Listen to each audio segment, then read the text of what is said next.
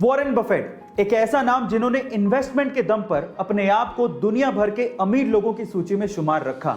आज इस वीडियो में मैं आप लोगों को वॉरेन बफेट के कुछ इन्वेस्टमेंट के सीक्रेट्स बताने वाला हूं। नंबर 1, वॉरेन बफेट कहते हैं कि इन्वेस्टमेंट का सही समय आज, अभी और इसी वक्त है, इसलिए आज से ही अपना इन्वेस्टमेंट शुरू कर दीजिए। नंबर 2, वॉरेन बफेट कहते हैं कि बेचने का सही समय कभी भी नहीं होता, इसलिए तभी बेचें जब आपको सबसे ज्यादा सख्त पैसों की जरूरत हो।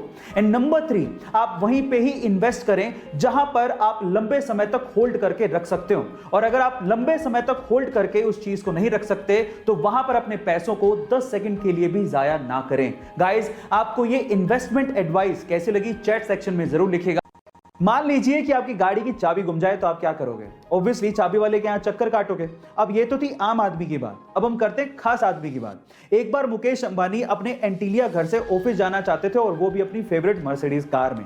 पर जैसी पार्किंग पहुंचे और उन्होंने अपनी जेब में हाथ डाला तो मर्सिडीज की चाबी नहीं मिली। पूरे घर में ढूंढ ली, वहां भी नहीं मिली। उसके बाद उनके मैनेजर ने स्पेशली मर्सिडीज के ऑफिस में फोन किया कि भैया चाबी नहीं मिल रही है।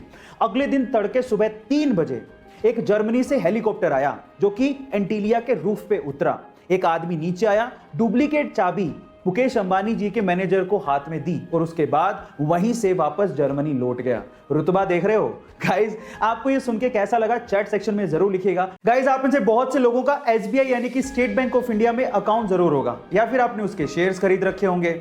लेकिन क्या आप लोग इस बैंक की हिस्ट्री जानते हैं कि ये बैंक कितना पुराना है? चलिए मैं आपको बताता हूं।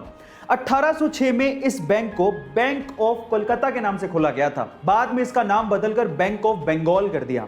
फिर bank of Bengal, bank of Bombay और बैंक ऑफ मद्रास, इन तीनों को मर्ज करके इसका नाम रख दिया गया इंपीरियल बैंक ऑफ इंडिया। और आजादी के बाद 30 अप्रैल 1955 को इंपीरियल बैंक ऑफ इंडिया का नाम बदल के स्टेट बैंक ऑफ इंडिया कर दिया गया।